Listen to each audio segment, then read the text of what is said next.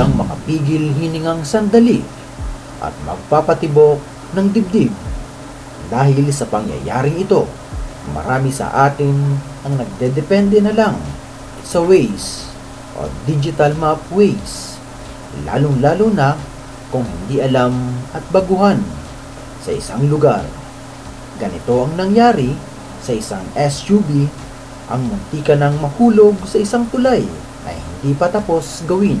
Tumalon ang unahang gulong ng sasakyan sa dulo ng isang tulay sa Barangay Adela Heights sa Gandara, Samar noong Martes. Ayon sa ulat, may nagtanggal ng barikada sa nasabing tulay, dahilan upang dumiretso ang driver ng sasakyan habang umaasa sa direksyon ng kanyang digital map o Waze. Agad naman na rumesponde sa pinangyarihan ang mga tauhan ng Gandara MDRRMO para iligtas ang 4 na sakay ng SUV. Kung nagustuhan mo ang ganitong mga video, pakishare na rin sa iyong mga kaibigan at kapamilya. Maraming salamat. God bless!